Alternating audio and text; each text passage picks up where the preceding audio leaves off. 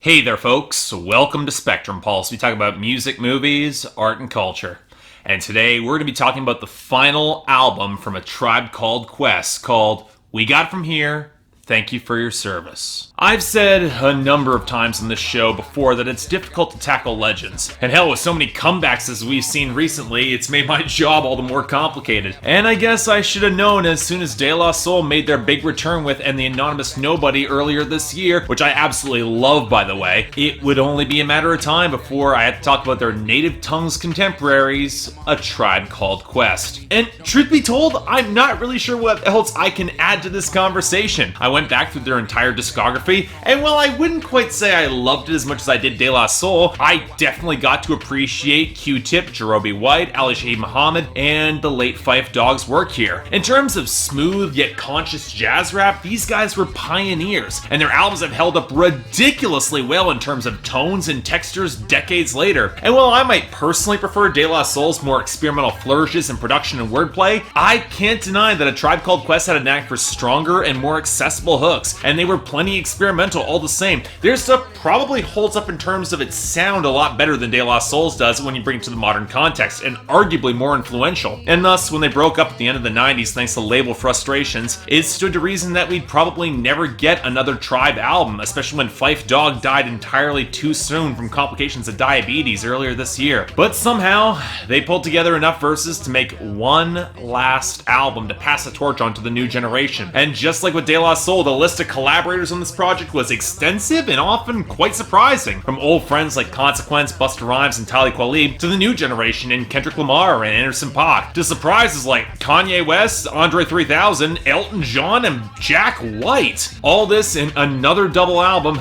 Man, I had to hear this. So I finally got a chance to dig into We Got It From Here, Thank You for Your Service. Did it deserve all that critical acclaim? Well, yeah, obviously it does. So much as you like what A Tribe Called Quest does deliver. And here's something I'd like to stress. While I'm not exactly as crazy about this album as I want to be, I think And the Anonymous Nobody holds up as the stronger album overall from the native tongue stable. If this was the note A Tribe Called Quest were looking to end on, it's a damn great note. Most cause it's exactly what you would expect from A Tribe Called Quest gently updated for the modern day. If you haven't heard this yet, and you definitely should, and you really have an idea of how this is going to sound, or at least you think you do, well, you're probably pretty close to the mark. Because while there is experimentation going into this, it's exactly what you would expect from these guys. Pretty much all for the better. I won't quite say it surpasses the Low End Theory or Midnight Marauders, but again, that's a ridiculously solid record to make, and for this final hurrah, it kind of nails it. And a lot of this comes with the general formula still holding up remarkably strong. Q-Tip's more elastic and spiraling delivery, Jarobi's very measured contemplation, and the late Phife Dawg holding his dominance in wordplay and content. The flows are incredibly solid, and once again shows how these guys had some of the best interpersonal chemistry and balance in the game, switching off and on between bars, especially on tracks like Disgeneration, which I absolutely loved. And their guests, for the most part, are completely game for the task. Sure, you all knew that Andre 3000 would sound great against Q-Tip on Kids, but then you get Consequence and Busta Rhymes, and hot damn, such a great pleasure to see Busta on point. He sounds fantastic. It's almost enough to excuse Mobius, a song where actually none of A Tribe Called Quest actually rap and Consequence and Busta take the lead, but Busta's verse is so damn good you hardly care. And just as importantly, on The Killing Season, they put Kanye West on the hook so he can't do any damage. The right choice there, let Talib Kweli handle the verse. And of course, Anderson .Paak, he sounds fantastic on Moving Backwards, capturing that uncertainty in his delivery at the possibility of rap music backsliding extremely well, especially after Phife's verse. The person I was surprised didn't get more of the spotlight though was Kendrick, especially given that the group shouted him out as one to carry the torch going forward along with Joey Badass and J. Cole and Earl Sweatshirt. He just gets 8 bars and an extended outro, and it feels like he should have had more on Conrad Tokyo. But going back to that whole passing the torch thing, yeah, that's pretty explicitly called out across this entire record, framed as a necessity in a world that really hasn't changed that much socially, and in some cases might actually be getting worse. I talked about We the People on Billboard Breakdown yesterday, but this album opens up with a rallying rallying call of space program to break free of the blur of hedonism and false narratives perpetuated by the media when class becomes a real issue here. Like it or not, if the world crumbles, minorities and the poor are going to end up getting left behind. That frankness also carries into whatever will be, where despite real systemic obstructions, there is some optimism coming forward from Q-Tip, provided that the messages are conveyed well. There's a belief that the younger generation is plenty capable of picking up that torch, but the wisdom needs to come down properly. That's one reason I really like this generation, and especially kids so much, holding up their own in terms of talent from A Tribe Called Quest, but accepting what might come down and trying to shatter the hip-hop fantasy with some reality for these kids going forward, even with the acknowledgement that many of them were chasing the same dream and are probably making some of the same mistakes. And yeah, that heavier knowledge is a pretty heavy weight, as Q-Tip describes the sleeping pill addiction on melatonin. Even as he finds more and more success, it's just that sleeping pill is a route to silence and escape. And again, this is no passive suggestion either. Songs like The Killing Season, where Talib Kweli, Consequence, and Jerobi laid down, they won't be taken any disrespect, especially in the face of a broken system, and stark parallels to veterans in their own nation being condemned. And on Black Spasmodic, Q-Tip hears the rap spirit driving him from within. Even as the optimist of the group, he needs to assuredly consider the same, and the fact that said spirit is the late Phife Dawg lends this record a real gut punch. It's very telling that one of the most powerful moments on this album is a moment of silence that comes on Lost Somebody after Q-Tip and Jerobi reminisce against Kadia Cadet's gentle singing, only for, after that moment of silence, for Jack White's guitar solo to burst through. And yeah, even though it does ring as a little bit gimmicky when you think about it more, the final song, The Donald, shows the name of that president-elect being reassigned to a man who adopted that moniker for a long time and could actually put his money where his mouth is. All the more telling though, coming after a song about the balance between confidence and pride, aptly titled Ego, one message that the president-elect is probably not gonna hear, unfortunately. But yeah, in terms of wordplay and flows and content, I'm nearly entirely on board with this, even if I do feel some points are a tad choppier than I would like, but no, that's pretty much the same thing I'd say about the production too. Now, don't get me wrong, this sort of cut-up, jagged style manages to warp more samples and instrumental ideas into working than I could ever expect, but as with any sort of experimental album in this vein, there are a few notes and tones I just didn't love. For one, that vocal sample and the hook of Space Program just didn't really mesh well with the rest of the otherwise really great song, and there's a part of me that feels that the muted elements and the synths on Conrad Tokyo didn't quite come through as strongly as they could. The song feels a little bit unfinished overall, and while I do think the flip of the sample of Bonita Applebaum on Enough is clever and well handled, I've never really been a fan of artists that are sampling themselves, especially one of their biggest hits. Strikes me a little bit of recycling, and they didn't need to do that. But beyond that, my god, there's some great tones and grooves here. The scratchy, echoing beat, guitar, and bass on whatever will be, the broader riff that opens up Disgeneration, the sharper drums against the jagged, slightly off-kilter guitar line and Melatonin, the distinct reggae vibe of Black Spasmodic, the bass rattle on piano on Lost Somebody that ends with that short but potent solo from Jack White, and then Jack White plays backup on Ego. It's astounding. And then you get some of the bigger experiments, the warping of the samples of the Elton John from Solid Wall sound that sounds so much like Benny and the Jets before that track ebbs back for Elton to sing directly opposite Q-Tip. But the song that I probably like the most comes on Movin' Backwards, the gurgle of bass and guitar that opens up that song. But as Anderson Paak comes through with a hand clap starting on Q-Tip's short verse, you get all these subtly interwoven reversed fragments, and it flows incredibly well. Hell, the entire album really goes down easy. This is a double album the second this week, and it has so much organic character and groove you probably would never even notice or care. In short,